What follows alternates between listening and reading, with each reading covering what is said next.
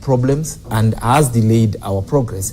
I think what we do not agree on is how do we cure it, and I think this is a conversation that we need to keep having, whether it is through amending the constitution or whether it is through having a legislative framework that will help us address that. I think it's a conversation that we need to keep having, because truly our democracy is not perfect. And so if it's not perfect, it means that there is still room for us to keep curing the challenges that keep affecting us and deterring us from moving forward. And yeah, the split screen you're watching right now is trying to capture all the areas that we are looking at. Of course, the main focus is on the Bomas of Kenya National Tallying Center. And we've also been monitoring the kind of activity at the residences or where the candidates are domiciled currently. But we can see the kind of activity from the Deputy President's residence, the convoy very first approaching the area where the Bomas of Kenya is, the kind of activity on the other end where Raila Odinga's office within Karen is. Not much activity. You can see one or two vehicles driving in. But yeah, in the next 2 minutes or so, we'll be sure whether or not the Deputy President was heading to the Bomas of Kenya. As you continue counting now, it's now 15 minutes. He's taking a longer route. That to me looks a little bit interesting is the amount of anxiety and the waiting mechanism. And since 9th of August, I've actually been wondering whether there could be possibilities of innovation, the place of ICT in this kind of processes. Because our elections is largely manual. Of course, we have a bit of digitization through the KIMS identification and all that. And then this time around, IEBC has more or less tried to bring in mechanisms to enhance the digital tallying. But how possible could it be that we can be thinking about online voting? Because if I have your number and I want to send you some thousands, I just do your number, and I have that increased trust that you will actually get that money. And in case there is a recourse, I can call you and check, have you received your money, and I can follow through mechanisms to get it back. Is it really enough to keep Kenyans waiting for 7 days with all this anxiety? Businesses, at least for the last 3 days, since voting were closed, and people were like, until Kenyans decided it's about them looking for jobs, let's go on with our businesses. But is it possible that IEBC could probably think through benchmarking mechanisms to learn through from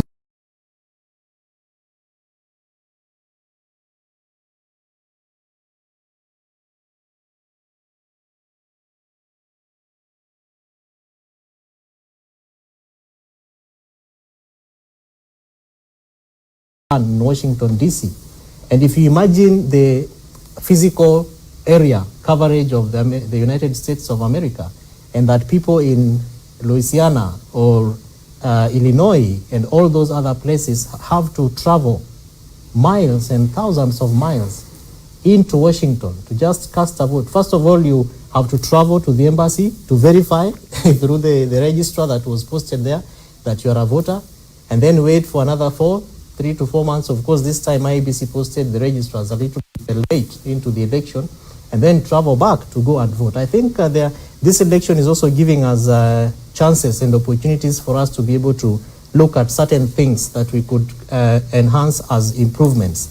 And one of those things to me, Fred, looks like the place of ICT, particularly when it comes to voting. Of course, we have a huge trust deficit in this country, and that's partly why maybe we do the physical paper and pen casting of our votes, and even sometimes people have to sit there like observers to check whether we are doing the right thing, But is it possible that we could strengthen our electoral processes and therefore enhance our democratic processes by looking at largely the place of ICT in this particular process? People didn't have to go to Bomas to sit there for 8 days waiting for tallies. This form has arrived. Returning officers sleeping on desks for 4 to 6 days, waiting to be serviced and waiting to be cleared. I think as a country, we should probably learn from certain jurisdictions whether there are certain good things that we can pick up and use to improve the way we do things. Yeah, very interesting pictures we are seeing there. Less than a kilometer to the Bomas of Kenya National Tallying Center. How many minutes? It's about 12 minutes to the top of the hour. The convoy transporting the president had come to a stop along Langata Road, but it appears it has started moving again. It's moving closer to the interchange there, and that's where the junction to the Bomas of Kenya is. That means in a few seconds we'll know whether or not he is actually heading to the Bomas of Kenya. Meanwhile, the kind of activity witnessed at outside the office of Raila Odinga in Karen, some subdued activity, not much activity happening there. So yeah, we still have to wait and see. Meanwhile, celebrations ongoing inside the Bomas of Kenya, the National Tallying Center, in anticipation of that declaration of the presidential election results, which is at about 10 minutes or so. So yes, anxiety and excitement is building. Were you a timekeeper in high school? At some point, I think when we lost the bell, I was given that job of a crier in school. But yes, it is interesting. It's interesting that we are talking about constitutional reform and the things and the changes that we would propose towards the electioneering system. A lot has happened in our electioneering, the way we conduct our elections. There's been a lot of improvement. This time around, you can see even the kind of complaints towards, with minutes to go before the declaration of results, the complaints have died down. It's about declaring people victorious. Don't you think we've come a long way, and probably we don't need to fix a lot more? I think we've made good progress, and what Kenyans must come to realize is that the election process or counting or tallying is not an instant coffee or tea that you cast your ballot and then a minute later you know who has won. We must socialize ourselves, interact with this idea that it will take 7 days, that the constitution gives IBC 7 days. Now, when people socialize with that idea, there'll be no tension. In fact, the people who tend to bring this tension are members of are politicians. Because before these politicians landed at at the tallying center, Bomas, everything was very smooth. But as soon as they were declared winners and they came in, then hell broke loose. So it's actually the politicians who cause this trouble. Even the issue about winner takes all, in fact, the people who complain are politicians. We must accept that in a presidential system, when you're running for an election, you will win or you will lose. There'll be two outcomes. Even if you have a runoff, there'll be two outcomes. So if you have lost, go prepare yourself. It's going to give you a break of 4 or 5 years. Go prepare yourself again. There must be no need to create a position. Or if you think that you must create a position, then go for a parliamentary system. If you lose, you become the leader of the opposition. But you are talking about remedies. The remedy is allocation of resources. And that is supposed to be the responsibility of the National Assembly, to ensure that resources have been allocated in a manner that every single Kenyan benefits from this tax. Now, the reason why some people become nervous that who is going to be declared a president, because for instance, there are folks who think that if their son is declared president, then there's going to be multiple projects in their village, which actually tends to be the case. But the National Assembly can cure that and ensure that these resources are distributed across the nation. Mm-hmm. And Hezbon, you appear very anxious because I just think the music is fairly entertaining. From the dancing, I think we also want to concentrate on the music. We could be missing a lot that guys at home are getting. But I agree with Dismas that leadership is just about distribution and allocation of resources, political leadership, for that matter. But I would say, ultimately, there is nothing, whether we resort to technology, because we've done enough as far as technology is concerned, or we go back to marbles or Mlolongo system. I think the most important thing is how do we ensure that the presidency is not as contested as it is. Okay. Make it less contestable, but give Parliament the power to make more, decisions on distribution and allocation of resources. Let's now go to the Bomas of Kenya, where the pictures there appear very interesting. I can see one of the elected leaders there, Sumra, dancing quite animatedly. And you were talking about the music. Let's listen into what's happening at the Bomas of Kenya, the National Center, as we anticipate the declaration of the presidential election results in about 7 minutes now.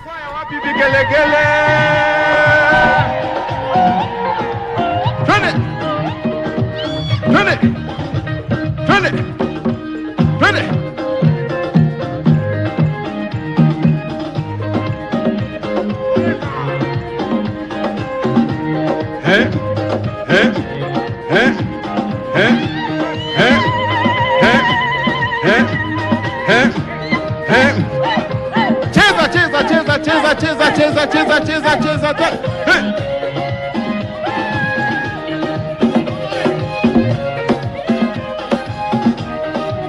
Twende. Shangwe ya Kenya, shangwe ya Kenya, shangwe ya Kenya.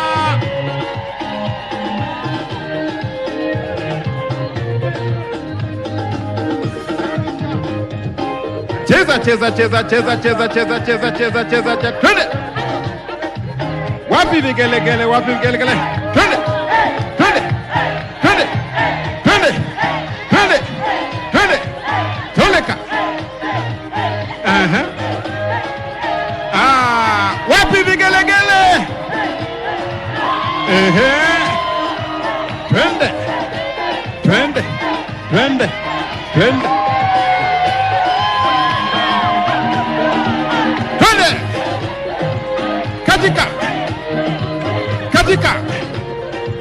Katika. Katika. Katika. Katika. Ehe. Oh, shangilia, Yesu anaweza.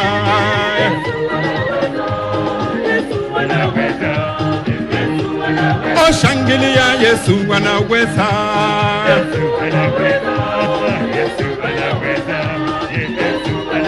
Shangilia, Yesu kiongozi. Oh, Yesu kiongozi. Shangilia, Yesu kiongozi. Oh, Yesu kiongozi. Shangilia, Yesu atupenda.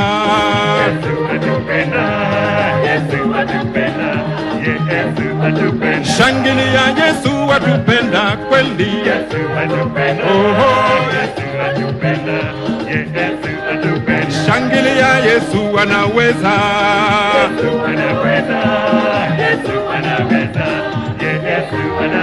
Shangilia, Yesu anaweza kweli.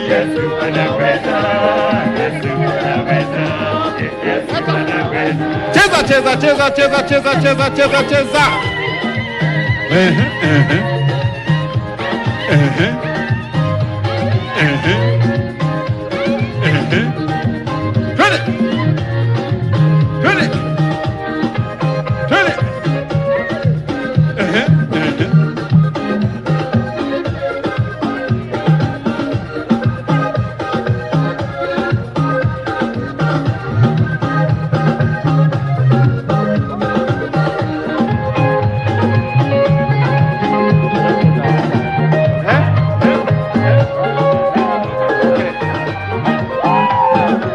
Wapi shangwe kwa Kenya? Wapi shangwe?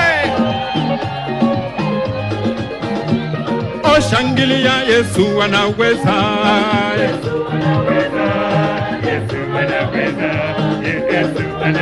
Shangilia, Yesu anaweza kweli. Yesu anaweza.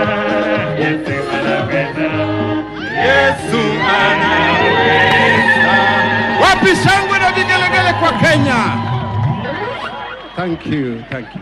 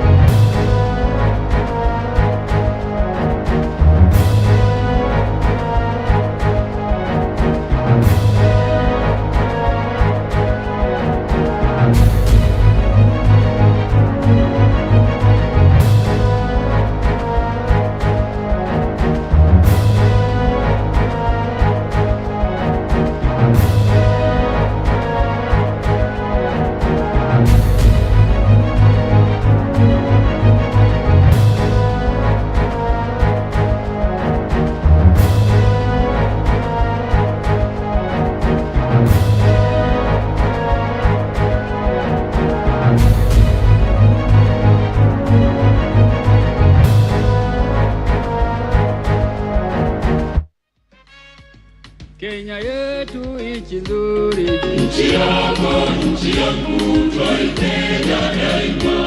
Kenya yetu nchi nzuri, nchi yako, nchi yangu, twaipenda daima. Mwito wetu harambee, tuijenge Kenya, nchi yako, nchi yangu, twaipenda daima.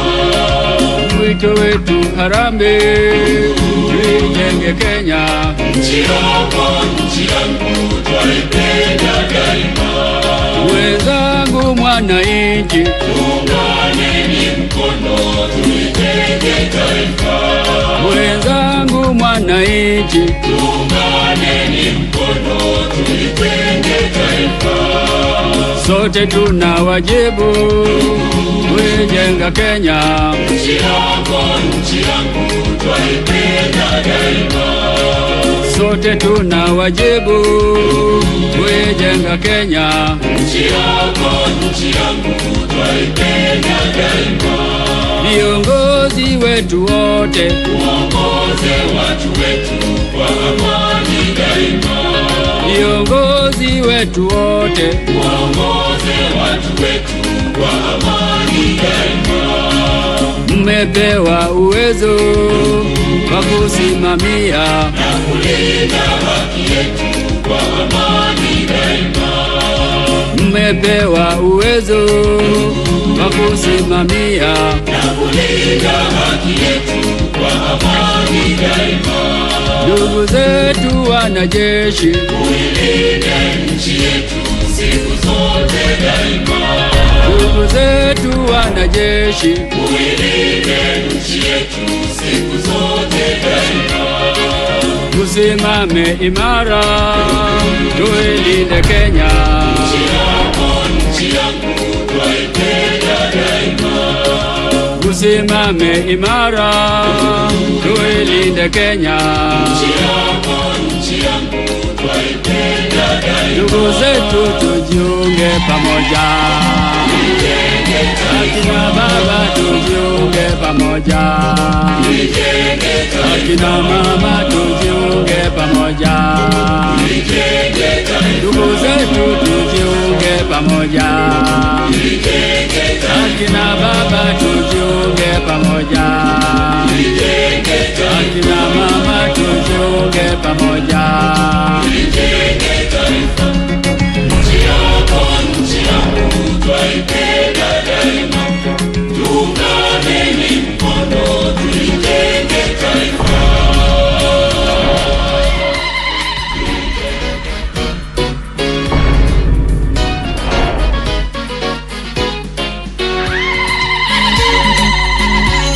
Tuishangilie Kenya, taifa letu tukufu, Kenya tunayoipenda, Kenya hii tunayoipenda, Kenya hii tunayoipenda.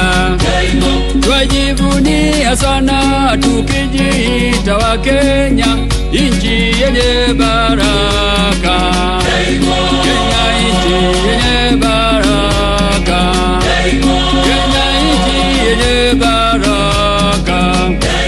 Kenya makao yetu ni nchi ya kupendeza, kamwe hatutaiacha, kamwe Kenya hatutaiacha, kamwe Kenya hatutaiacha. Anayependa Kenya ni yule mwenye kutenda haki kwa watu wote, mtu mwenye kutenda haki, mtu mwenye kutenda haki. Na ukipenda Kenya ujitengane na mambo yenye kuvunja amani. Hatutaki matata Kenya, hatutaki matata Kenya. Wenzangu, Kenya kipenzi chetu, hatutaiacha milele daima. Wenzangu, Kenya kipenzi chetu, hatutaiacha milele daima. Kenya kipenzi kipenzi chetu, nchi yenye upendo, hatutaacha Kenya daima na milele. Kenya kipenzi chetu, hatutaiacha milele daima. Wenzangu, Kenya kipenzi chetu, hatutaiacha milele daima. Tumeapa sote wananchi wa Kenya kutumikia Kenya daima na milele. Kenya kipenzi chetu, hatutaiacha milele daima. Wenzangu, Kenya kipenzi chetu, hatutaiacha milele daima.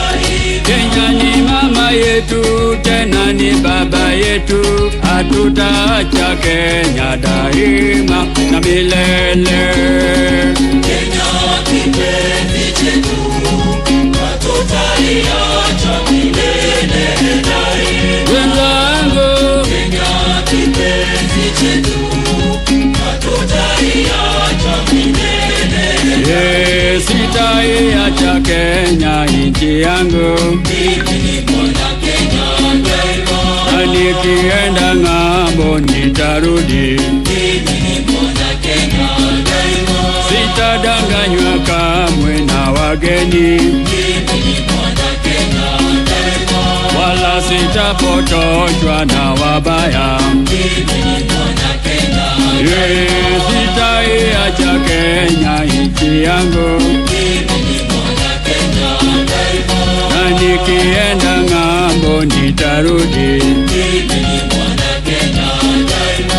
Sitadanganywa kamwe na wageni, mimi ni mwana Kenya daima.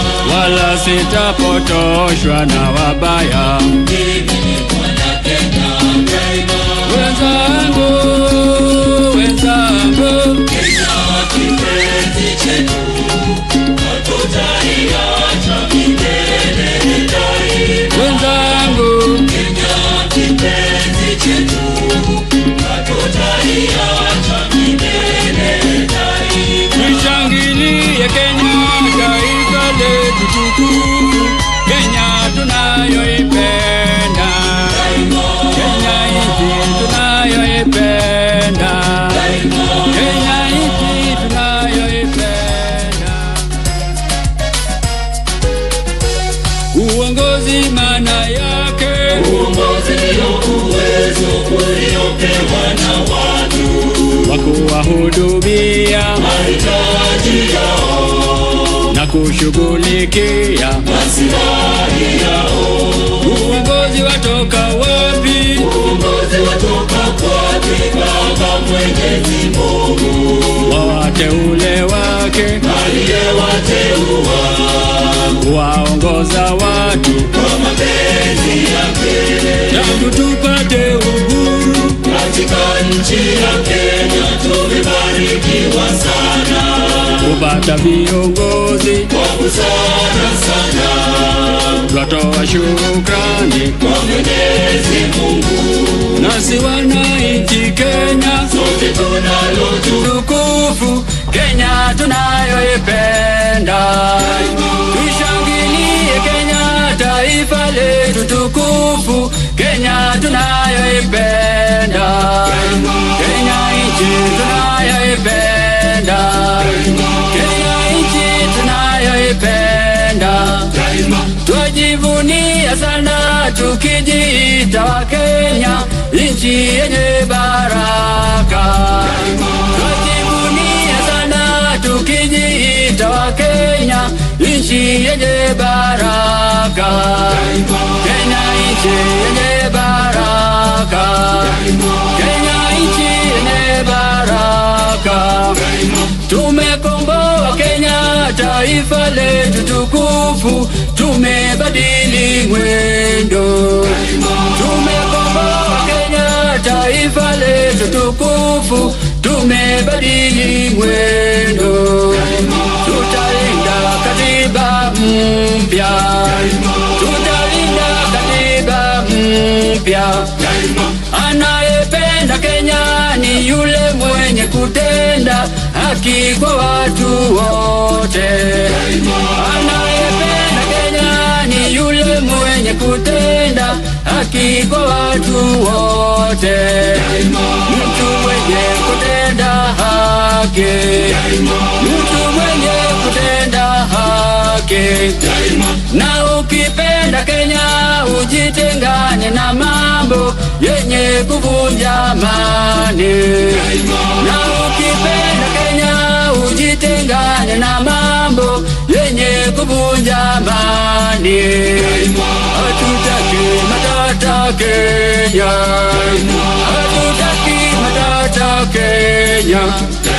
Wenzangu, Kenya kipenzi chetu, hatutaiacha milele daima. Wenzangu, Kenya kipenzi chetu, hatutaiacha milele daima. Kenya kipenzi chetu, nchi yenye upendo, hatutaacha Kenya daima na milele. Kenya kipenzi chetu, hatutaiacha milele daima. Wenzangu, Kenya kipenzi chetu, hatutaiacha. Africa, oh our motherland, we cherish you, we thank our God for the great nation, Africa. We cherish you, we thank our God for the great nation, Africa. We must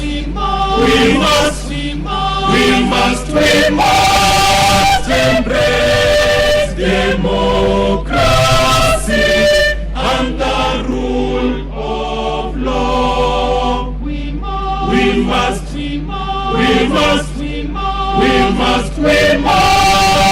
embrace democracy and the rule of law. Africa, oh our motherland, Africa, oh our motherland, for prosperity of our governance, democracy shall take our lead. For prosperity of our governance, democracy shall take our lead. We must embrace democracy and the rule of law. We must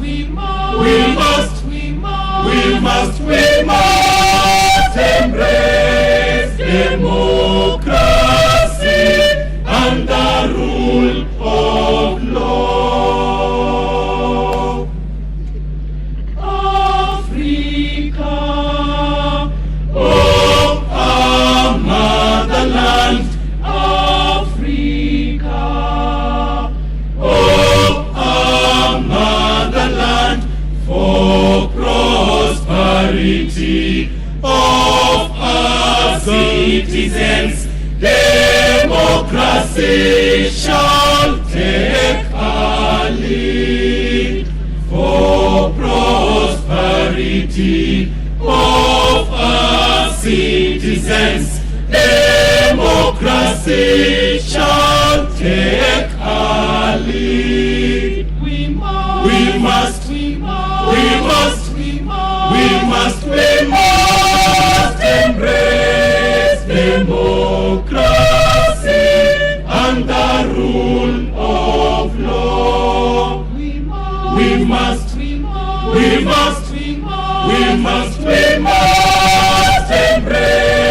democracy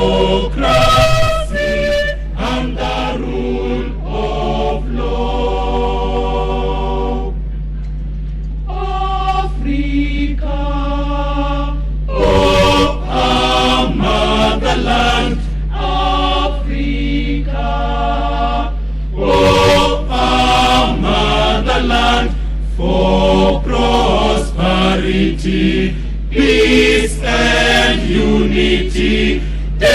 Democracy shall take a lead for prosperity, peace and unity. Democracy shall take a lead. We must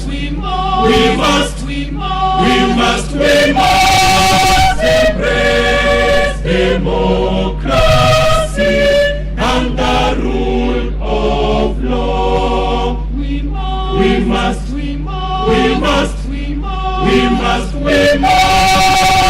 embrace democracy and the rule of law.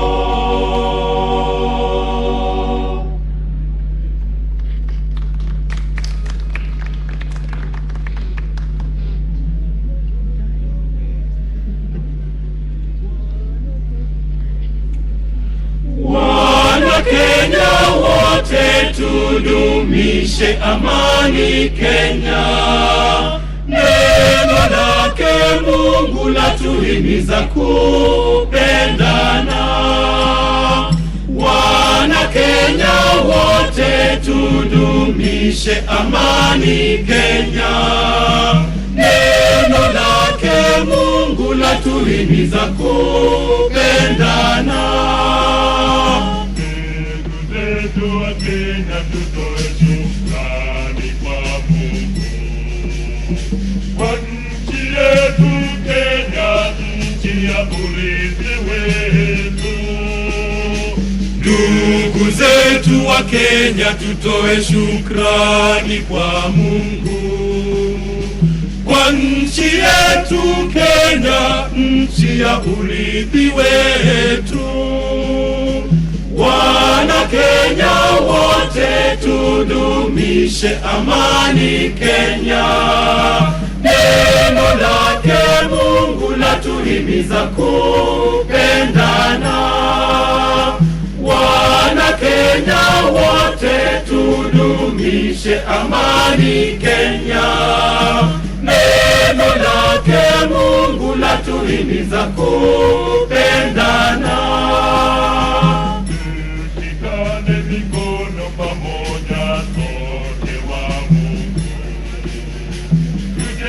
Kenya moja, nchi ya urithi wetu. Tushikane mikono pamoja, sote wa Mungu. Tujenge Kenya moja, nchi ya urithi wetu. Wana Kenya wote tudumishe amani Kenya.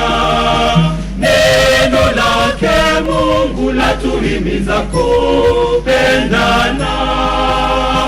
Wana Kenya wote tudumishe amani Kenya.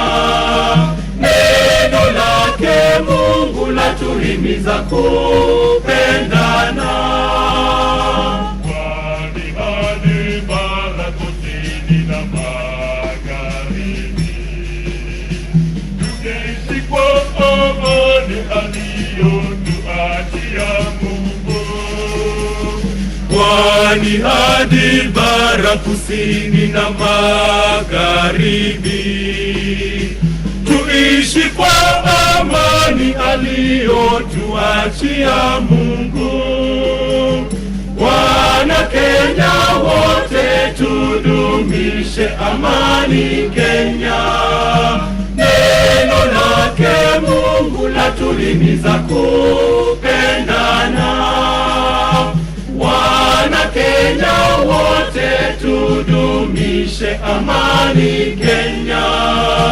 Neno lake Mungu latuhimiza kupendana. Neno lake Mungu latuhimiza kupendana. Neno lake Mungu latuhimiza kupendana.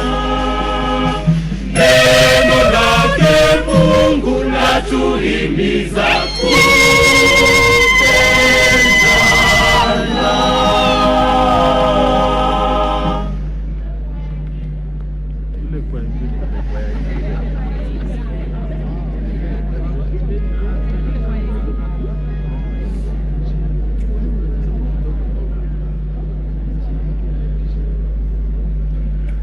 Nchini Kenya kazi za kina mama zapendeza, heko kina mama, juhudi zenu za amani kwa wote, pongezi, heko kina mama.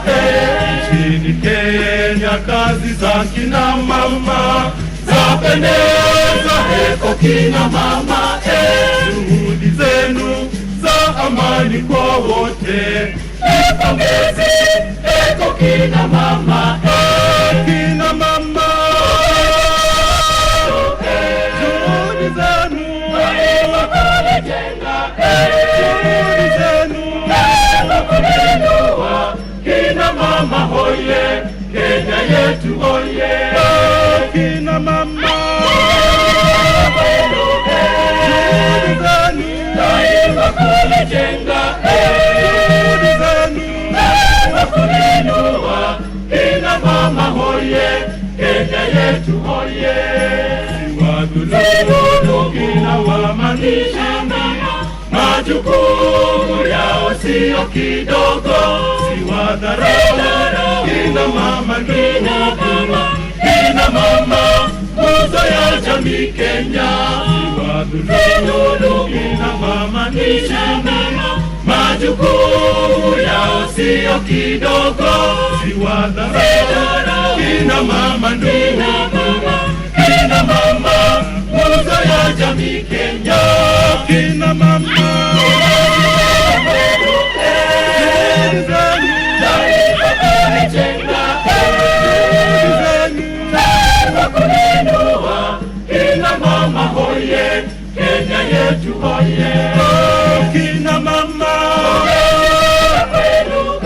juhudi zenu kujenga, juhudi zenu kuinua. Kina mama hoye, Kenya yetu hoye. Wajingarisha Kenya yetu mama, kina mama mwanga wa taifa, juhudi zenu za amani kwa wote. Kenya hoye, miaka na mikaka, wajingarisha Kenya yetu mama, kina mama mwanga wa taifa, juhudi zenu za amani kwa wote. Kenya hoye, miaka na mikaka, kina mama, juhudi zenu kujenga, juhudi zenu kuinua. Kina mama hoye, Kenya yetu hoye. Kina mama, juhudi zenu kujenga, juhudi zenu kuinua. Kina mama hoye, Kenya yetu hoye. Kina mama hoye.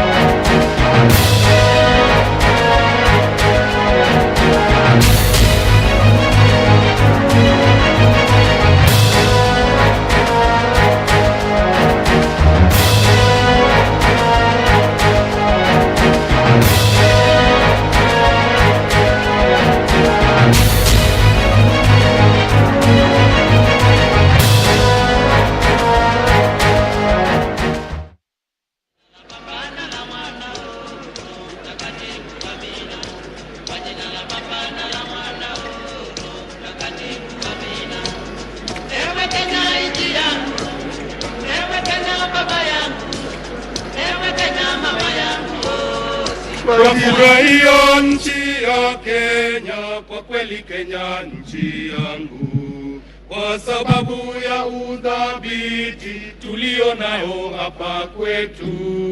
Twafurahia nchi ya Kenya, kwa kweli Kenya nchi yangu, kwa sababu ya udhabiti tulio nao hapa kwetu, na utulivu tulio nao unatokana na baraka kutoka kwake Mungu Mwenyezi anayependa Kenya yetu. Na utulivu tulio nao unatokana na baraka kutoka kwake Mungu Mwenyezi anayependa Kenya yetu. Kwa moyo moja watu wa Kenya tujenge Kenya nchi yetu, tusidanganywe na uchochezi wa wale wenye nia mbaya.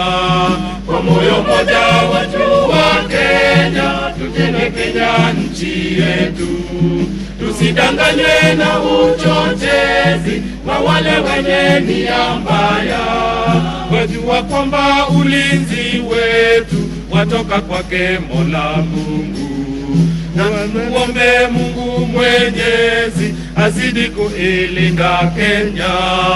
Wajua kwamba ulinzi wetu watoka kwake Mola Mungu, na tumuombe Mungu Mwenyezi azidi kuilinda Kenya. Wajua kwamba ulinzi wetu watoka kwake Mola Mungu, na tumuombe Mungu Mwenyezi, na tumuombe Mungu Mwenyezi azidi kuilinda Kenya. Wajua kwamba ulinzi wetu watoka kwake Mola Mungu, na tumuombe Mungu Mwenyezi, na tumuombe Mungu Mwenyezi azidi kuilinda Kenya. Mungu ibariki nchi yetu pamoja na watu wetu. Mungu wabariki watu wako, amani idumu Kenya. Mungu ibariki nchi yetu pamoja na watu wetu. Mungu wabariki watu wako, amani idumu Kenya. Popote tulipo Kenya, Mungu wabariki watu wako, ushushe baraka zako. Mungu wabariki nchi yetu, amani idumu Kenya. Umoja uzidi Kenya. Mungu wabariki watu wako, upendo uongezeke. Mungu wabariki nchi yetu, amani idumu Kenya. Mungu ibariki nchi yetu pamoja na watu wetu. Mungu wabariki watu wako, amani idumu Kenya. Mungu ibariki nchi yetu pamoja na watu wetu. Mungu wabariki watu wako, amani idumu Kenya. Mungu ibariki nchi yetu pamoja na watu wetu. Mungu wabariki watu wako, amani idumu Kenya.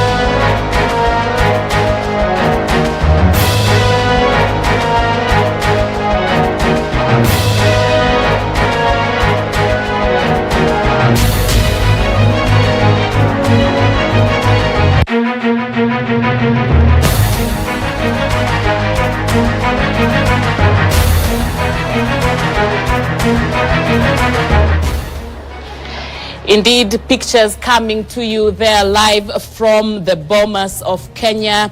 The IEBC had indicated that they would be issuing or declaring the presidential election results at 3 p.m. We see that the ceremony is ongoing there, choirs singing patriotic songs. We see many stakeholders are already seated. Leaders from various political parties are on location there at the Bomas of Kenya. And we also saw that the UDA presidential candidate, William Samoei Ruto, is already at the Bomas of Kenya. Of course, remembering that all the presidential contenders were invited for the announcement that will be made any moment from now, arriving there with their families. And at this moment, Raila Odinga, who is the Azimio la Umoja One Kenya presidential candidate, has yet to make it to the Bomas of Kenya. So that hasn't happened yet. So we are still waiting to see what that if he's coming, what that means, and what will happen going forth. And of course, it's important to remember that all this that we are seeing, this entire procedure is stipulated in law, how the returning officer of the presidential election, that is the IEBC chairman, Wafula Chebukati, is to declare the winner this afternoon. Of course, we've seen for the last 6 days what has been happening, the verification of forms 34B that have been coming physically from the 290 constituencies around the country. The verification of these forms together with the agents of the various presidential candidates.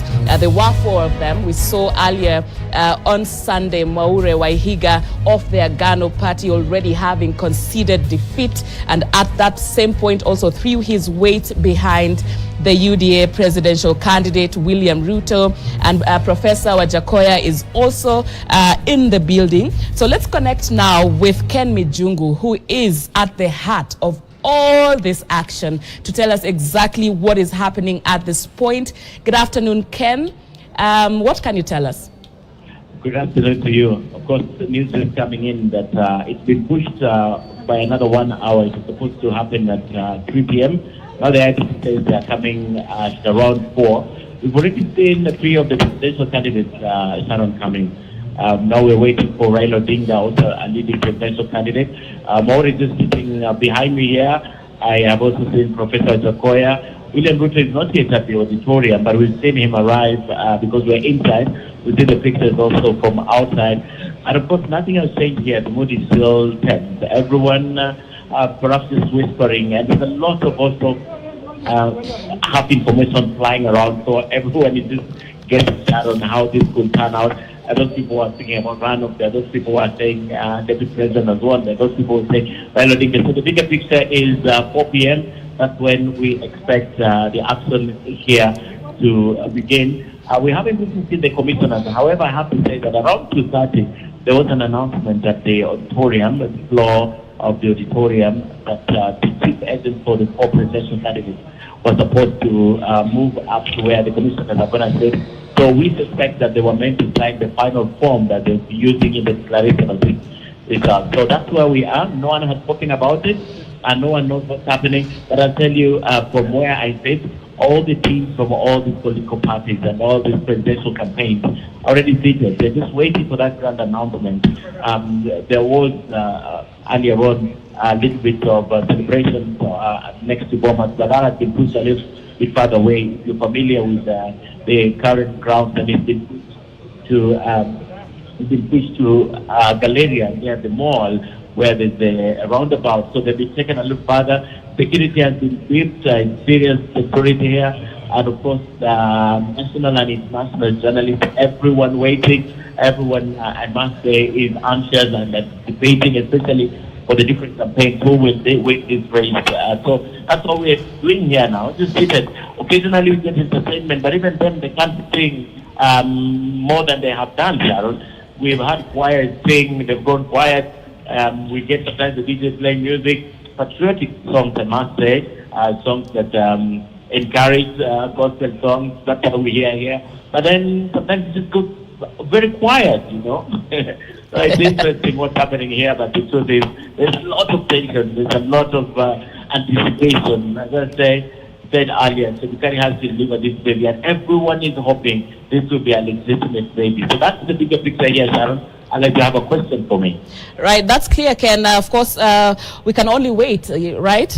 We can only wait at this point. 4 p.m. is the revised time by the IEBC, saying that it is at 4 p.m. that now this announcement will be made. That's just about 22 minutes from now. And of course, if in case of any happenings, Ken will be letting us know what is happening there. But important to know that this is the last lap of this electoral, particularly the presidential election at this particular point before the announcement of the winner.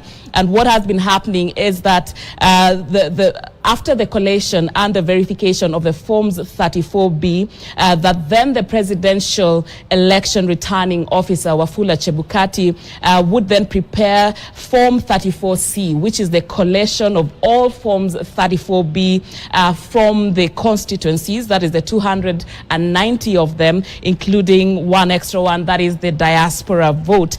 And after collating all the numbers from the Forms 34B and collecting them in the Form 34C, there's only one Form 34C, then this is given to the agents of the presidential candidates for verification and signing, just making sure that all the agents are on the same page, are in agreement with what has been written on that document. And once that has happened, that the preparation and the signing and verification and signing of Form 34C by Wafula Chebukati, then he would prepare Form 34D, which is the certificate of declaration of the president-elect. And we are hoping at this point, believing actually that this is already done, because now all eyes are trained on the announcement of the presidential election results. And of course, there are various scenarios,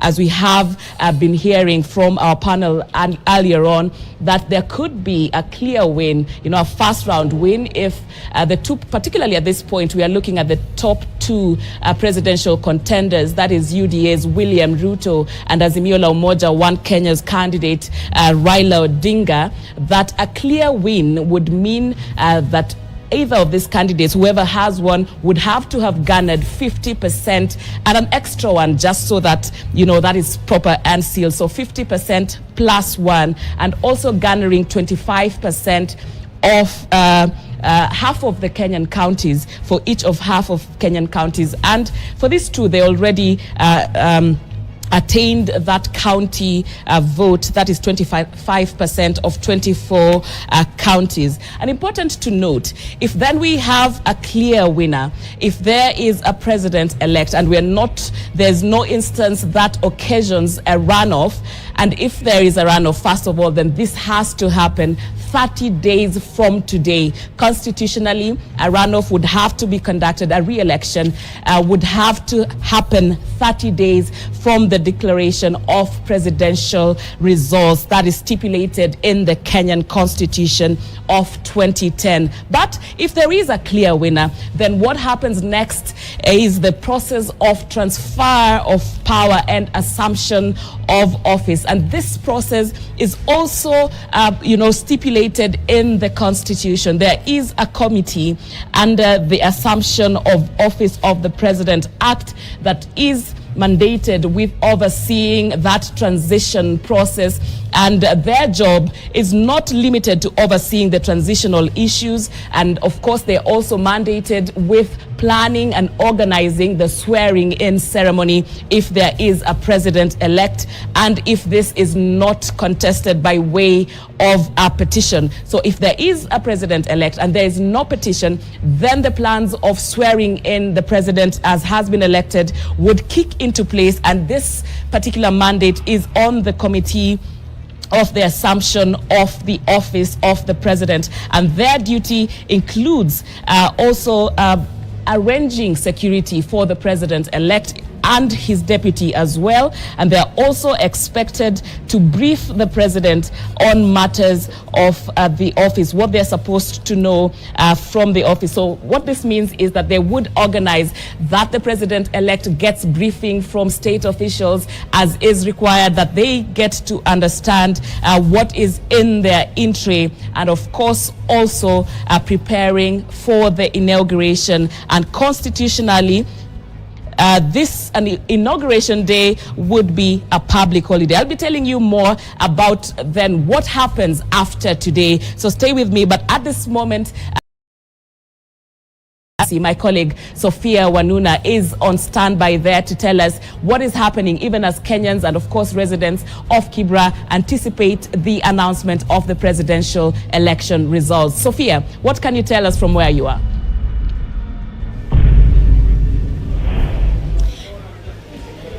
Hey Sharon, good to see you again. So the anticipation and expectation high here in Kibra constituency. I'm inside the KTC, that's Kibra Town Center, and as you can see, dozens have gathered in this room waiting for that coverage, for that announcement by Wafula Chebukati. It was to happen at 3 p.m. It has been pushed to 4 p.m. But as you can see, folks here quietly waiting, filled up to the stairs and watching the coverage of this as the entire country is focusing on Bomas of Kenya, awaiting that decision, that announcement. We have seen the arrival of the Deputy President at the Bomas of Kenya. We have been training our cameras as well at the home of the former Prime Minister. He's yet to leave. But here in Kibra, they're keeping hope alive, and their eyes are on KTN News. It's the screen and channel of choice. Their KTN News channel election today as they follow the proceedings here. As I mentioned a little bit earlier, some context that for Raila Odinga, this is in fact his fifth stop at the presidency. And for the people here, they're saying they have provided a leader who has served as prime minister in the past, has held several ministerial positions. He was member of parliament for this region. Remember, before Kibra constituency came into being in 2013, it was under Langata constituency that he represented since 1993 to 2013.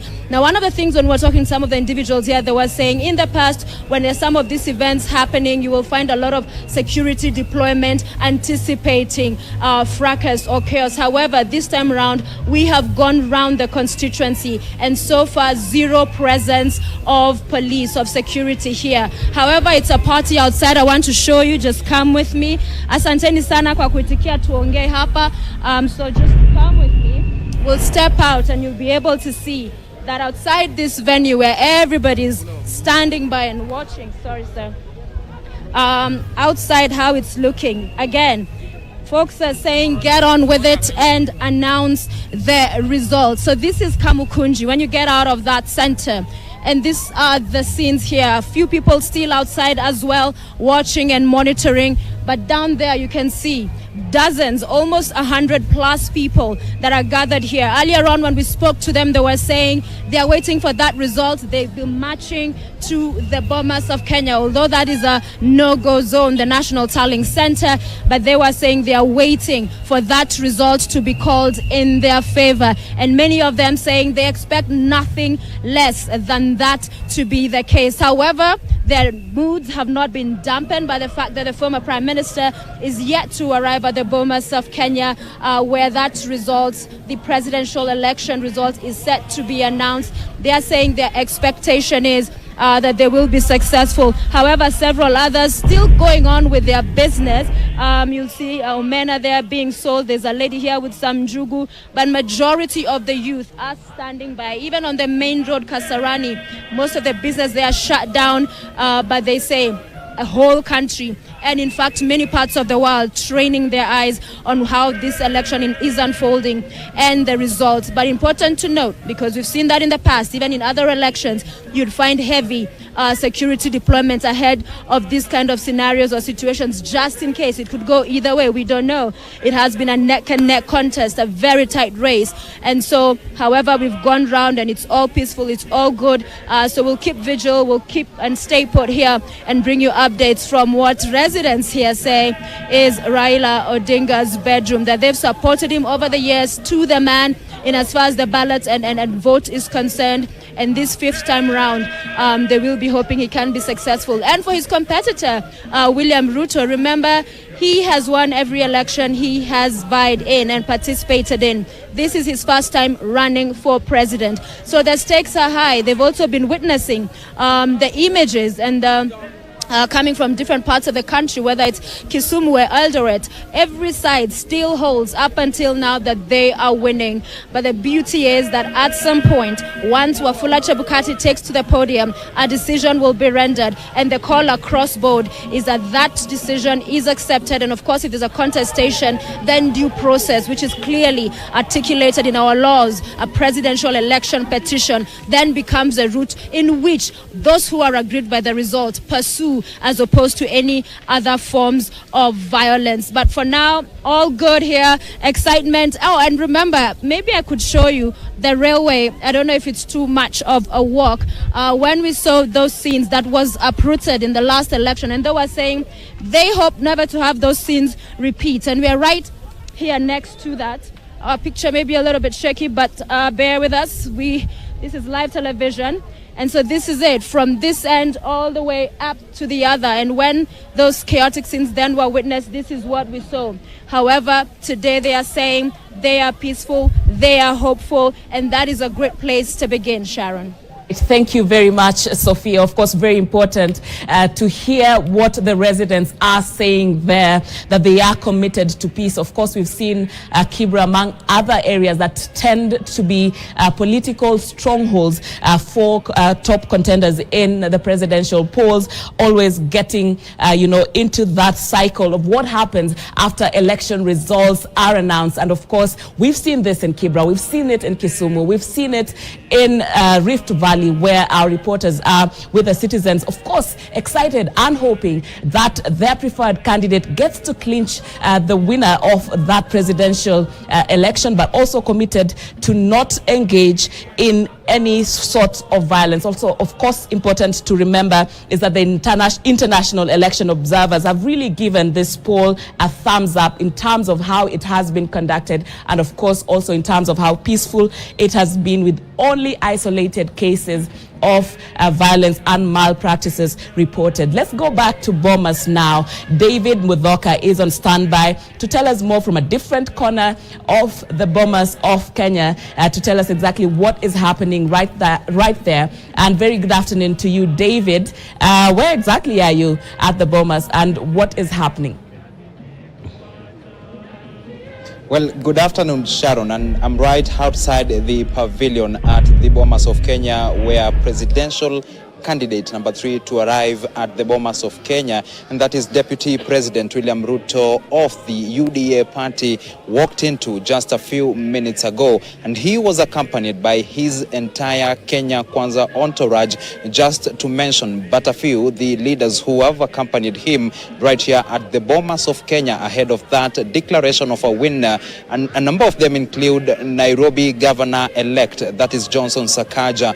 We have also seen Kapseret MP-elect Oscar Sudi. We have also spotted former Machakos gubernatorial candidate Johnston Muthama. We also saw Elgeyo Marakwet Senator-elect Kipchumba Murkomen, and a host of other leaders that are affiliated to the Kenya Kwanza coalition. We've also spotted Senator-elect Bungoma Moses Wetangula, and other Kenya Kwanza principals, including former Machakos Governor Alfred Mutua, who have accompanied DP William Ruto right here at the Bomas of Kenya. And not just the leaders alone have accompanied the DP. We have also spotted members of his family, actually close relatives, including his children, Charlene Ruto, Nick Ruto, including his mother as well, who are actually here. but the children have already left and have been directed to enter the auditorium that is just a stone throw distance from here, and where actually the entire action is taking place, and where actually we are set to see IEBC Chairman Wafula Chebukati, who is the returning officer for the presidential election, declare a winner in the race to succeed President Uhuru Kenyatta. And just to paint to you the picture as it is right here at the pavilion, as you can see, there are security officers who have manned this pavilion where DP William Ruto and the leaders and his family members entered minutes ago. And as you can see, a number are already donned in security uniform, just here ensuring that there is security, and as well there are members or part of his protocol that are here. We tried to access the pavilion maybe just to see closely and firsthand the reactions and the interactions right inside the pavilion, but of course we've been told to hold our horses right out here. But of course the Deputy President is here. Of course he arrived with such pomp and color, with the very we have seen in his campaigns alongside his vehicle, his official vehicle that he goes on for official purposes and official duties, was the beast, the yellow green painted yellow beast that he has been hitting the campaign trail with. And so definitely that has been the pomp that has accompanied the DP William Ruto's arrival right here at the Bomas of Kenya. And so as you can see, we were expecting to see the IEBC Chairman Wafula Chebukati make the announcement at around 3 p.m. But of course, understandably, that particular declaration is set to be made from 4 p.m., which is just minutes away from now. And so definitely in no time, the DP will be expected to leave the pavilion when he is asked to leave here to head into the auditorium where the IEBC is not only expected to declare a winner, but also declare and announce results from the remaining 28 constituencies that have so far not seen their results announced. But there is some activity here. We are seeing a number of vehicles actually accessing this particular pavilion. Of course, we'll be trying to find out what exactly is happening right here. And of course, definitely just to show our viewers what is actually taking place. But definitely this is where the DP is holed up, accompanied by, we've also seen his wife, Rachel Ruto, who arrived right here alongside him.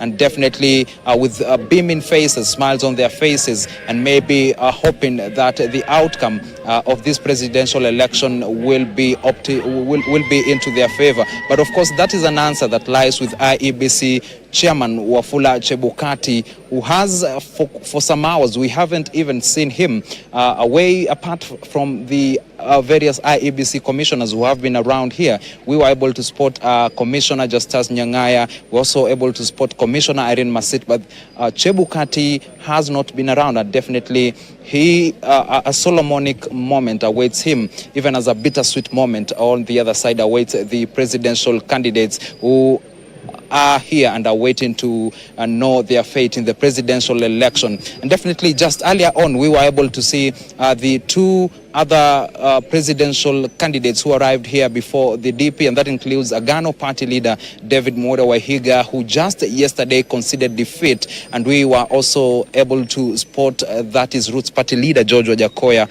who arrived here. And they even went on to display a show of unity, shaking hands and lifting each other's hands in the full glare of the cameras, just definitely showing that they respect the pending outcome of this presidential election. And so we have our eyes here, we have our eyeballs trained here, and the camera lenses trained at this particular pavilion, where we do anticipate DP William Ruto to make his way out, head to the auditorium, signaling the start of the event in which IEBC Chairman Wafula Chebukati is set to announce the presidential election results. Right. Thank you very much, David Mudoka, just painting to us the pictures and the feelings at the Bomas of Kenya as the entire country and indeed beyond awaits this very much anticipated announcement of the presidential election results. He has told us the people who are at the Bomas of Kenya at this point, of course, waiting for the arrival of the Azimio La Umoja One Kenya candidate, Raila Odinga, unless he communicates otherwise. But any moment from now, 4 p.m. is just 3 minutes away. All eyes set on the Bomas of Kenya, awaiting that grand announcement this afternoon. And of course, important to note that there is a lot of interest in this election beyond our borders, Kenya being a key hub, economic hub in the East African region, and we have the U.S. Embassy in Nairobi being the largest in Africa, and of course very placed very conveniently in terms of geopolitics. So very important what happens today and the leadership that comes after here, particularly what the conduct of the country will be like from the political class and the wananchi as well. So it's great to see that Kenyans are saying that, you know what, this is our country, we can't ban it because we have nowhere else to go. So what everyone is waiting for right now is that election to be made, and then we know what is the way forward. And legally, constitutionally, what is the way forward? The way forward constitutionally is if we have a president-elect, clear winner of the presidential election, meaning that they've attained the 50% plus one vote, including the 25% vote in 24 counties. That makes up for over half of the counties in the country. Then that is a clear win. And of course, if this is contested, any candidate or citizen of this country can petition the results. And this must happen within 7 days after the declaration of the presidential election results. And if it is not contested, if there is no petition against what will be declared today, assuming that what is declared today is a clear win and not one that calls us to go for a re-election in the presidential poll, then what sets into space is that transitional process of handing over power to the next president. And there is a committee that is tasked with this role in the Constitution. That is the Assumption of the Office of the President Committee. And we saw that they already addressed the country last week with the head of public service, Joseph Kinyua, saying just on the day of election, actually, if I'm not wrong, that they are on standby to kickstart the transition process once the election results is declared by the IEBC chairman, Wafula Chebukati. And what will be their role then if we have a clear president elected this afternoon?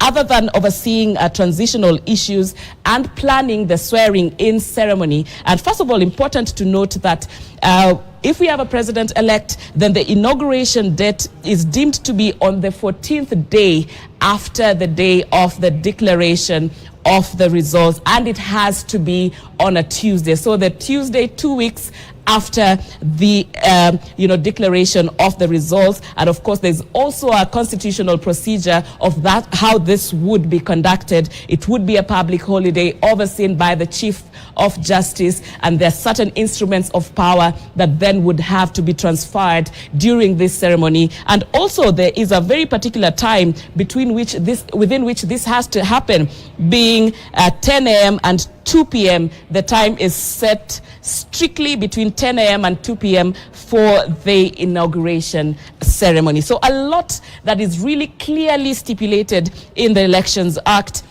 in terms of handover of power and having a new president take office, how that would happen. So we'll be looking at that. Of course, at this point, we can't say what scenario will come into play. There's various prescribed ways in which the country would have to take, depending on what the man of the hour, Wafula Chebukati, announces in any minute from now.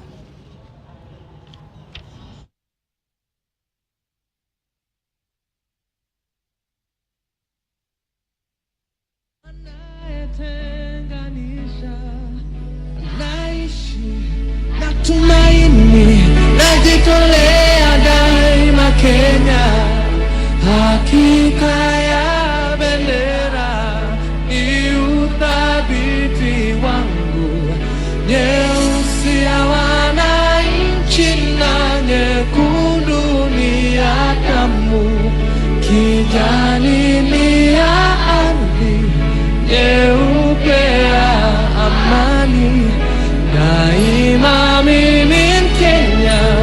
mwananchi mzalendo.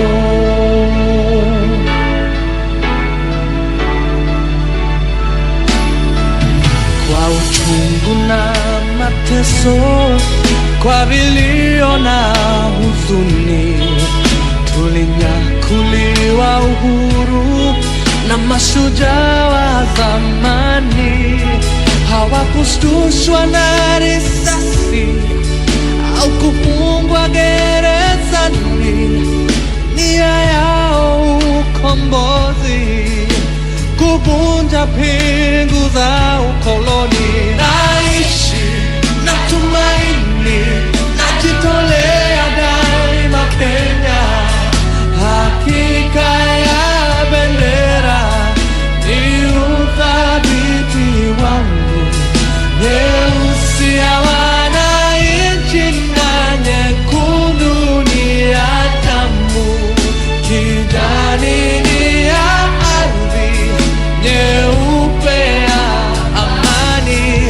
Daima mimi Mkenya, mwananchi mzalendo.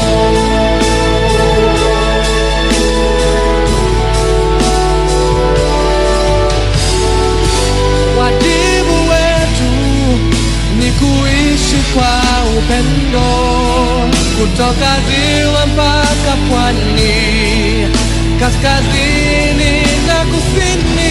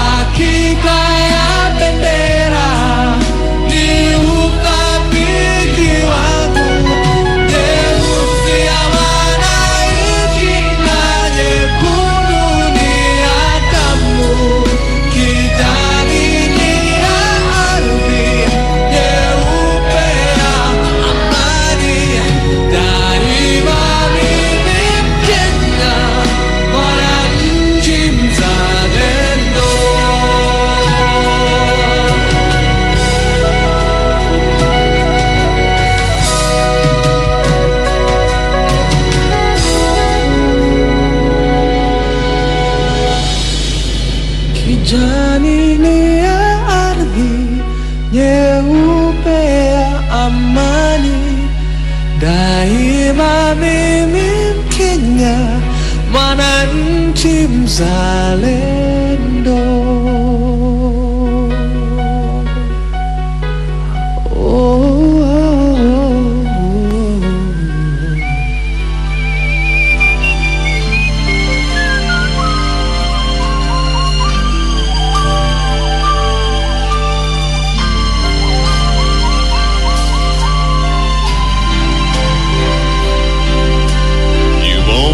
Got one mama, you only got one papa, you only got one life to live, no matter who you are. You can go the whole world over, every city has its dawn, but everybody living has one place where he was born.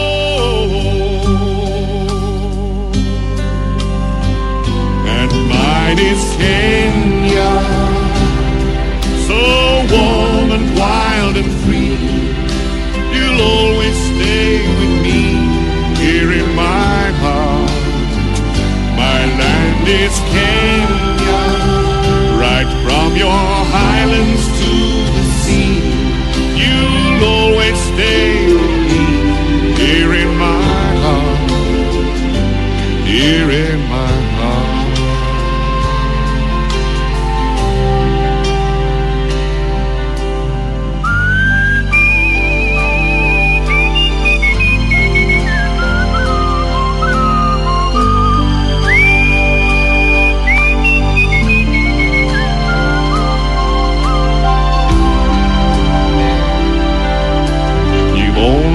got one childhood and the memory that springs when you see your house, the tree you climbed, and all those precious things.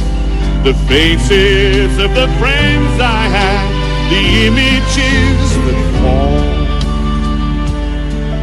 When I close my eyes in the land I love, the land where I was born.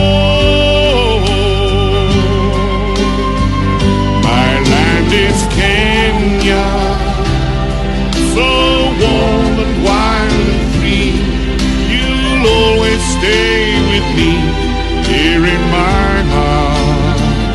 My land is Kenya, right from your highlands to the sea. You'll always stay with me here in my heart, here in my heart.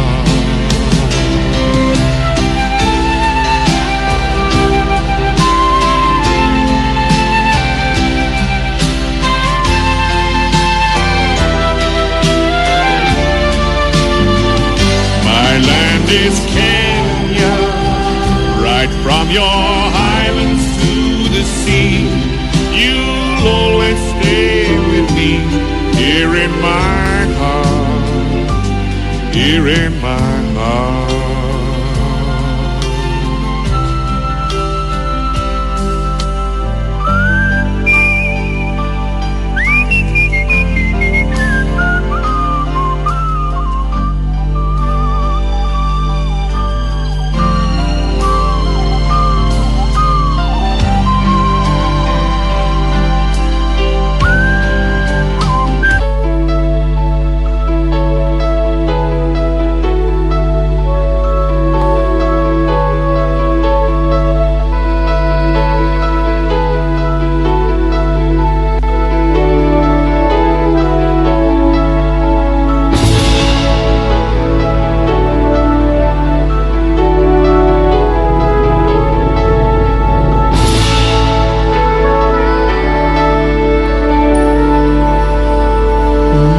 Umoja ni fahari yetu, undugu ndio nguvu.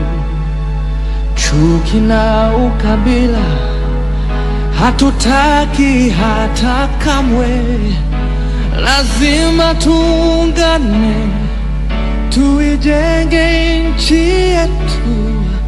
Pasiwe hata mmoja anayetenganisha. Naishi na tumaini, najitolea daima Kenya. Hakika ya bendera ni uthabiti wangu. Nyeusi ya wananchi na nyekundu ni ya damu. Kijani ni ya ardhi, nyeupe ya amani. Daima mimi Mkenya, mwananchi mzalendo.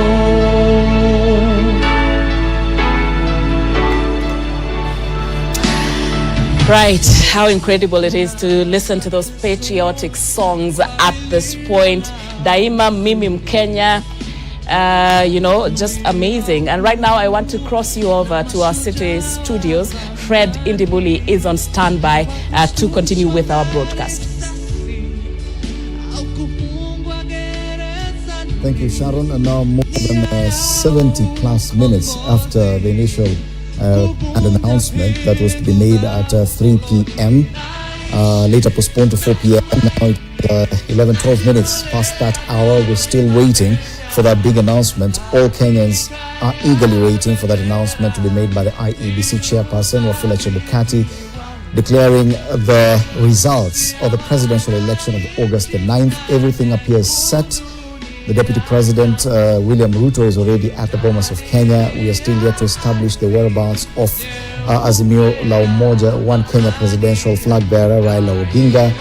A lot of activity happening at the Bomas of Kenya. I'm still in studio with my panel, Ismas Mukua, Kevin Osido, Hesbon Owila, and Rafael Obonyo.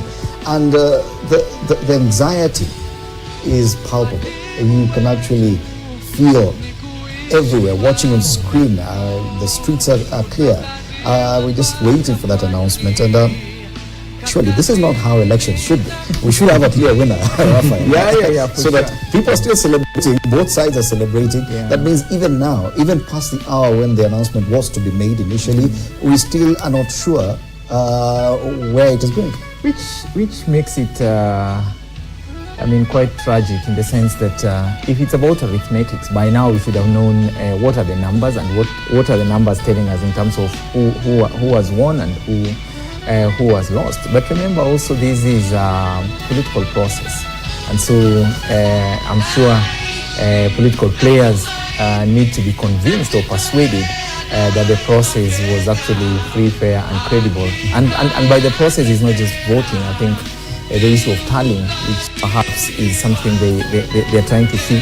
They're trying to agree if it did meet the threshold that had been sort of recommended by the Supreme Court ruling of 2017. But for sure, I think we shouldn't take Kenyans through this kind of anxiety, pain, and waiting. I think we've tested their patience too much. So if there's a way we can fast track, but also make sure that the declaration is made as soon as possible, I think it's extremely important. Husband, even blinking has become tedious. You don't want to miss anything. I was glued on the screens just to make sure you get every beat of the action. But surely, as Raphael says, should an election be this way, the wait for the declaration, hours and hours on end? Well, I think this tension is not healthy. It's not healthy for our democracy. It's not healthy for Kenyans. Whether you are at Bomas, watching from home, or inside the studio like this, it doesn't look like it's healthy. The only interesting thing is that the folks at Bomas seem to be very indifferent. You read the emotions and you can't tell who is celebrating and who is not celebrating. I don't know whether that is good or bad, but it basically tells you that there's only one person who has an answer to this. And that stretches the limits of how predictable are our processes, and does that unpredictable outcome have to come the way it's gonna come? We know ultimately there's only one winner, and I think guys outside there want either to celebrate or mask their wins. And the sooner that happens, the better. Because at the end of the day, we need closure to the whole process. The healing starts for the guys who shall have lost, and the pressing, all and sundry starts for the guys who win, and we move on as a country. But now, Kevin, the issue of these results and the fact that Chebukati made the announcement that he would make the declaration at 3 p.m. That's the initial invitation, even to the media. Correct. Definitely for him to do that, he knew he had an announcement ready to be made. Correct. He postponed it to 4 p.m. What do you think this kind of tension really portends for our election going forward? Because so far the process has been quite transparent, and when you say, because he has said before that he will make the announcement during daytime. Yeah. Yes, but then now he's giving us promises, 3 p.m., 4 p.m. What should we expect next? Fred, borrowing from 2017, because I was physically at Bomas when Raila Amolo Odinga came and when the then president-elect showed up at Bomas. When the limits are stretched to this extent, the clear indicator is that there could be a standoff. The only challenge is that as we even see the people who are sitting there inside Bomas, it becomes quite difficult to tell what that particular standoff could be. But if you look at even the elections that took place at the county and the constituency level, the manner in which the winners and the losers were prepared, even up to the extent of their agents accepting to sign or not to sign, and what the IEBC, the ramifications of that with regards to acceptance of results until we submit the forms or give the form to the person who's been elected. Borrowing that and doing it up to the level of the National Talent Center and keeping Kenyans waiting this much, I dare say that probably there could be something seriously wrong. And takes me to what you are asking, which is purely about the preparedness within IEBC itself. I'm sure that by the time they were preparing the statements and also sharing information for people to come to Bomas, a lot of conversations could or should or may, one of those three, have taken place between the agents of the presidential candidates, because they've been camping at Bomas all this while, verifying and also having conversations. To the extent that we now have 3 presidential candidates at Bomas, because we are told that Professor Wajakoya is there, Bishop Mwaure is already there, and the deputy president who walked in style. 1 hour plus, I think, is quite unfortunate. And if you look at the streets of Nairobi today, and I guess maybe other cities and other towns as well, they are vacant. They are vacated. Offices have actually closed because today is a working day. In my view, and it takes me back to what I proposed, because in this election, we are going to have more than 14,218 losers out of the 16,100 candidates who are cleared by the IEBC. Of course, at the presidential level, there are going to be 3 losers. So Kenyans, beyond just getting prepared to wait for within the 7 days, because this was also a very tight race. There are elections where by the time you walk into a section and you walk out, you already know who is winning that particular election. But for Kenya elections 22, the kind of race that we have seen, right from the party primaries level to the campaigns, and now up to the point where we are expecting a president-elect, and insofar as either sides have already done their tallies, the Constitution declares that it is only the chair and the returning officer of the National Tallying Center who can be able to make that announcement. It leaves Kenyans wondering, what sort of election is this? What sort of democracy are we building? And that's why, for me, the proposal alone was digitize these processes. And with the digitization, even if it is upon the president, the chair of the IEBC to make that ultimate announcement, it becomes easy for people to know. Because this is a case where we even have disputes already. People were saying we have found people with the ballots that have been ticked, There are lots of challenges, and even up to now, it becomes quite difficult for us to be able to tell how the tallies are going. Of course, word is out there. Well, let me not say word is out there, but we can easily guess who probably would be carrying on this. So that particular aspect of living, we are guessing Raphael because it's the chair of the commission that has to make that announcement. But leaving Kenyans or getting Kenyans up to the level of, closing down businesses, that nothing is happening. And you see, Fred, if we're not very careful with the kind of history that we have had in our elections, it becomes very challenging, because in the event that a candidate is declared and a certain part of the country is not happy, or certain people who voted for them are not happy, that wait still continues. My understanding is that most Kenyans have left their offices or places of work because they're curious to follow the proceedings at the National Tallying Center, the Bomas of Kenya. But communication is key, and the IEBC has been blamed or accused of being poor in communicating, that probably even in civic education they did not do well. Is this a failure in terms of communication? Because even such a wait for such a huge announcement to be made is actually causing anxiety to the country. Someone should come out and say, yes, we'll wait a little bit longer because this and this is happening, don't you think? I think what IBC has done is a failure to manage expectations. When they sent out the alert that Mr. Chebukati is going to make the declaration at 3, one would have expected that they worked backwards, and they knew for a fact that is going to happen at 3 o'clock. And if there is a standoff, as Kevin seems to suggest, or if there is an issue as to why Chebukati cannot keep time, maybe he's waiting for a cup of coffee, or maybe he was having lunch, or he's just waiting for Raila Odinga to come, the lady in charge of public communications at IBC should come and tell us that the chairman was to make a declaration at 3 o'clock for some unavoidable reasons, or even for avoidable reasons. He's not going to keep time. It's coming at 6 o'clock, so that we manage the tension or the anxiety. But just letting Kenyans stare at their TV sets or glued to the radio or online, I think is an act of contempt. That is an act of disrespect. They're disrespecting Kenyans because they know everybody's waiting. I think the only people probably who are happy with this are people who run hospitality facilities where clients are enjoying drinks and having more food as they wait. But I think IBC is treating Kenyans with the highest level of contempt. Yes, because even the kind of celebrations we saw earlier, the singing and dancing at the Bomas of Kenya, it appears to have actually stopped or rather gone down.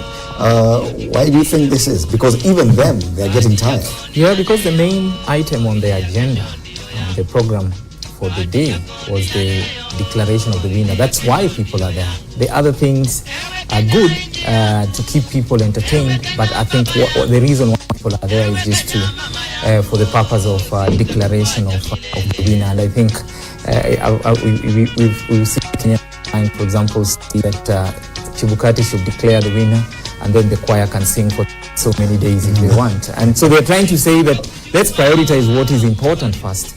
And I don't think it's helping Kenyans to delay the announcement of the winner, especially if the process has been to a large extent right. So I think IBC should have kept to their promise that they're going to announce the winner at a particular time.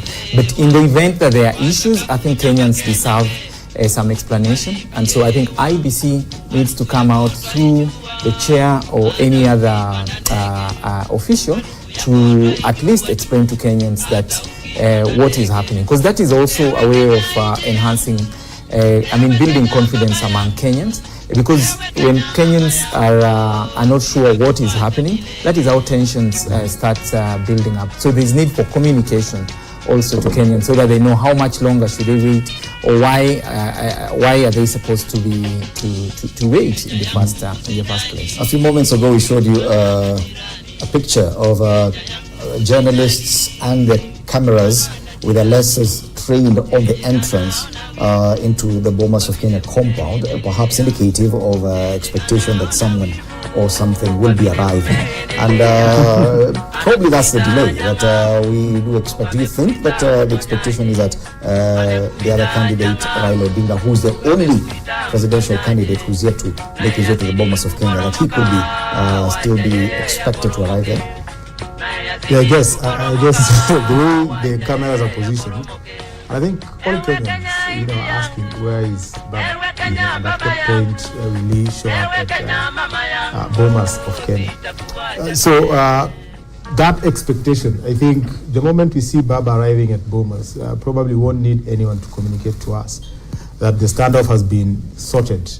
But as you can see, it's a bit obvious that there has to be something that is happening that probably we don't understand.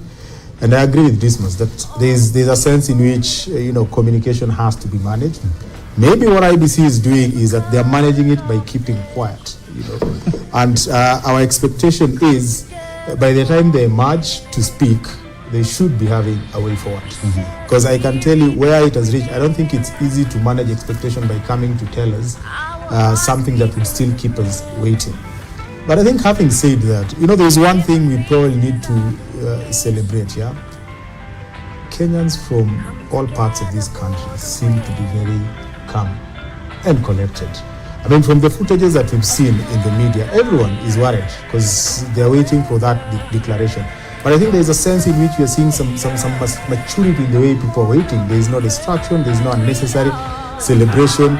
So there is that belief that IBC and Wafula Chebukati is the ultimate authority. And our prayer is that even after the declaration, we'll see the same situation prevail. People will be celebrating, will celebrate in a way that is mature enough to demonstrate that they trust the process.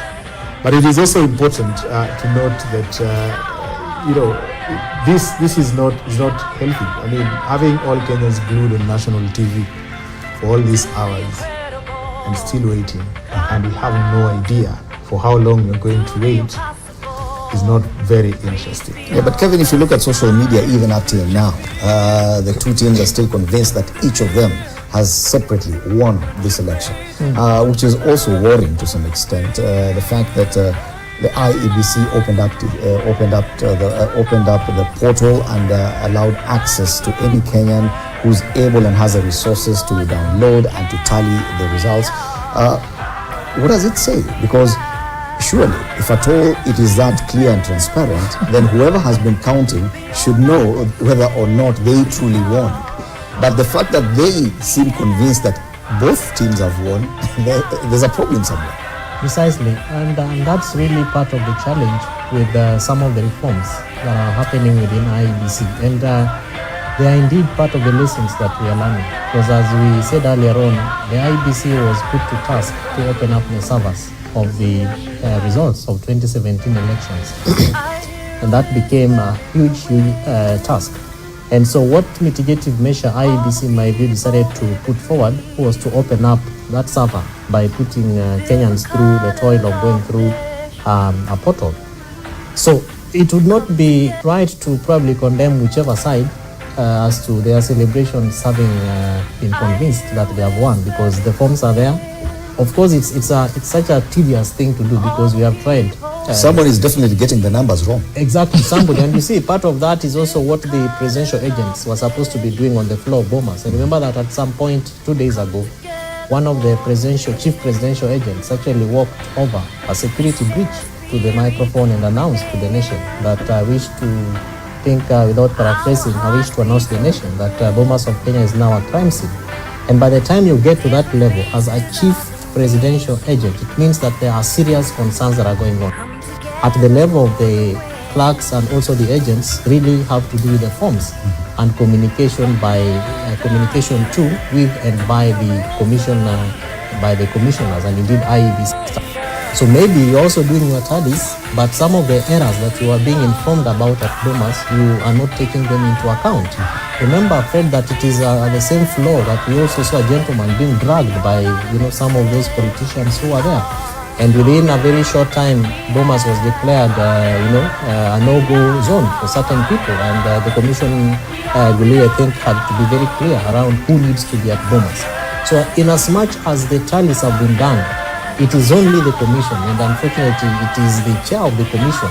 Even as somebody walked in, God forbid, and I'm saying this with a lot of respect, and shot the chair of the commission or just cut his hand, erroneously by a mistake or peradventure, accidentally, he probably slips off one of the staircases of Bomas, and what would that mean? So as much as Kenyans have tallied their own results, the constitution gives the commission chair as the returning officer of the National Talent Center that mandate.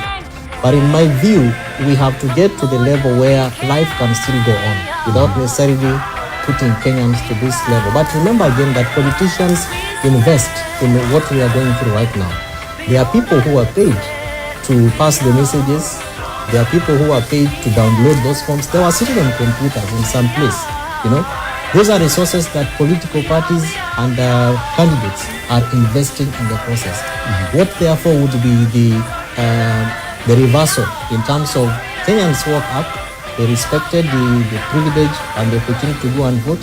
Why must we take them through this level? Must we also begin to ask ourselves, what amount of investment should we put in processes that therefore don't get Kenyans into this kind of thing? I'm talking about processes because we can actually draw blocks onto the kind of processes from the handling of pre-election information, the handling of ballot material, the printing of ballot papers, the declaration of nominees, and all that before the election, come election day, and all that there has been criticism. But there has also been applause towards the IEBC in its handling of those processes, including the transmission.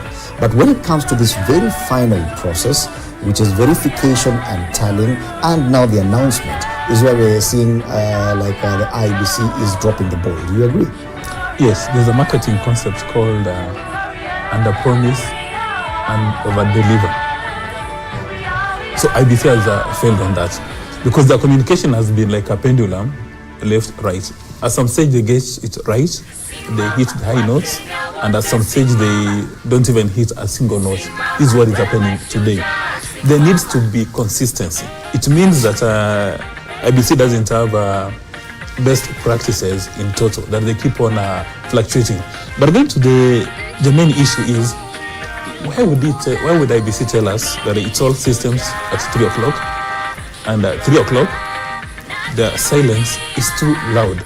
you said there were people who had been dancing, their energy levels have gone low. Even maybe the performers, they are told to do 2 songs, they get paid for 2 songs and they take a walk. So probably everybody is tired. So in my view, they've exhausted their songs list. Yeah, something like that, yeah. Or even maybe they need some energy drinks. Because they've been dancing from 11 o'clock. Mm-hmm. And there's a majority of the guys at Bomas. Now I'm beginning to wonder whether maybe even they have access to, bathroom facilities, whether they have access to coffees and teas, because, that all seemed to have serious challenges. In my view, as a matter of urgency, is for a responsible officer from IBC to come and tell us what is happening. Mm-hmm. Now, if they create an information vacuum, then the bloggers you've been talking about will start filling that vacuum with propaganda. Okay. We now want to take you back to the National Tallying Center, the Bomas of Kenya, for a briefing that's about to take place. Let's listen in. Please. I am the National Chief Agent for Right Honorable Raila Amolo Odinga, together with Martha Karua, Senior Counsel, and therefore I am the National Chief Agent for the Azimio la Umoja One Kenya Coalition Party. As you know, we had received an invitation that the announcement by the chairman of the IEBC of the results of the presidential results will come out today at 3 p.m. We have been waiting for that announcement, but before the announcement can be made, we as agents had been assured that we will be supplied with the Form 34C, which bears the results of that election. The chairman has been very evasive the whole day. He has been avoiding to meet us as agents. He has deliberately held himself incommunicado. We do not know where he is. We have every reason to believe that this is an extension of the irregularities that all Kenyans have witnessed in these elections. These have been the most mismanaged election perhaps in our country's history. We have, as we speak right now, we do not know what the chairman is doing with those results. We have had concerns, particularly about the integrity of the IEBC technology and server. We have intelligence and reports that their system was penetrated and hacked, and that some of the IEBC officials actually committed electoral offenses, and some of them ought to have been arrested if they were not arrested. I think you will remember that I had earlier stated that Bomas of Kenya was a crime scene, and that was way before the results of this election came out. The reason that I said Bomas of Kenya was a crime scene is because as Kenyans were busy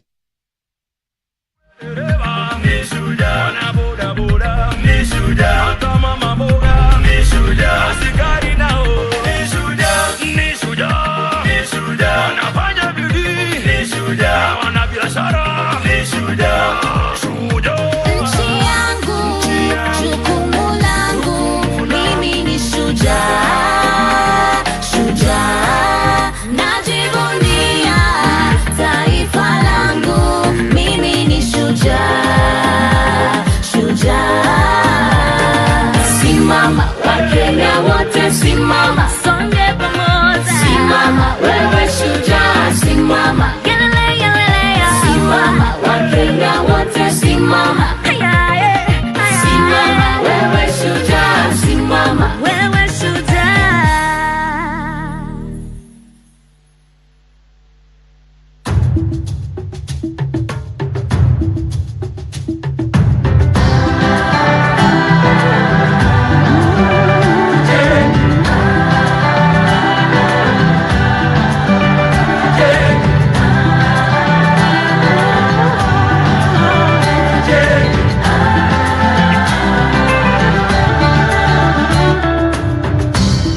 Ndege wako na mahali pa kuenda jioni, wanyama wa porini jua likitua pangoni, samaki wa majini wana makao baharini, wako mpangoni. Na kuna Mkenya hana nyumba mahali na zile ziko hawezi kumudu, bei ghali analilia serikali. There's a lot of activity happening at the National Tallying Center, the Bomas of Kenya, and we still continue to await that announcement. Of course, a lot is happening, but talking about the process, because should this really be dependent on the candidates at this point? That the IEBC, towards the very end of this process, they're just waiting to make an announcement that it's still dependent on the candidates? I think it should still be dependent on the candidates, because the tallying and the verification of the results has three key aspects. One is the administrative, which is largely IBC looking at whether the Forms 34As that were transmitted tally with Forms 34 As physical copies that have been submitted, and just to ensure that their staff, the clerks, did a good job and that there are no errors. That is one bit. But there's also the political part of it, where IBC needs to assure the political players that if you've won fairly. I mean, if you've lost fairly. If you've won fairly. So that political bit is extremely important, because you need these politicians, candidates actually, to assure the support bases that the process was free and politicians fair and rarely agree on anything, let alone the results of an election. And I think they need to be assured that truly the process was free and fair. And how do you do that? They had party agents who are part of the process. So throughout, you need to make sure that everything is open, get them involved at every stage of the process, listen to their concerns, and see ways of addressing their concerns, so that you build that confidence amongst them, but that also sort of translates to confidence amongst their supporters, because it just takes a political player saying that the process was not free and fair for things to turn another way. But then there's also the legal aspect, where this process has to meet constitutional requirements, other statutories that are in place, but most importantly, the 2017 Supreme Court ruling. But engaging the political players is just as much and just as important as ensuring that the process is right. Because if the political players who are involved feel like the process was unfair, then that can cause a lot of anxiety, but it can also translate into other negative incidences around. For a process of this magnitude, of course you can't miss one or two murmurs of dissatisfaction. So definitely it looks like, yes, a petition is in the offing, and definitely this process will still have to go through the legal process as well. But what do you think will be the basis of this? Because up until now, the parties have been using the same process to actually claim victory. Well, I think it's much of a bigger problem than just this election and the process. I think from where I sit, we can barely talk about the emotions of whatever happens. You go to the Supreme Court, then there is litigation, and then the next process. For me, I think the germane issue is, how do we ensure that in the next election we don't experience something like this? We don't have an anxious nation. We don't have, a contested tallying process that is termed as a crime scene. We don't have a situation where information is flying all over social media from all quarters. How do we make it less contestable? That should be the germane question going forward. I know even after the 2017 general election, the ruling was very clear. But did we see anything done in our electoral process? I think there's a big gap in our electoral justice system.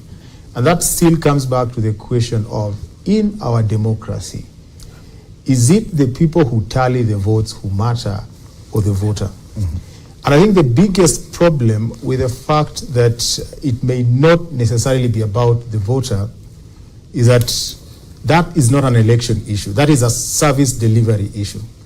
Because in a democracy, as it were, power is given by the led.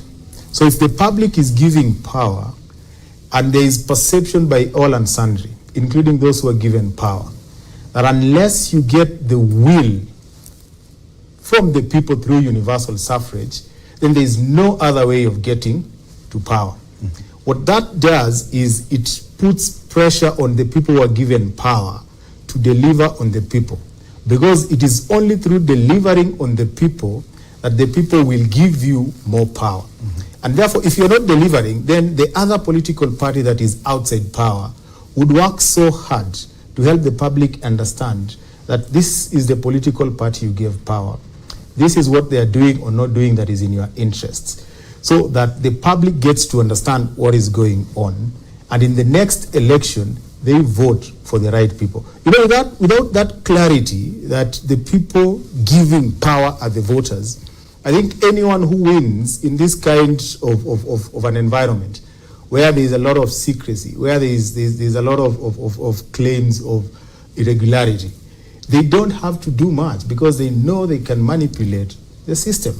So it is an electoral justice system that would guarantee the person who is voting as the ultimate authority on who becomes the governor.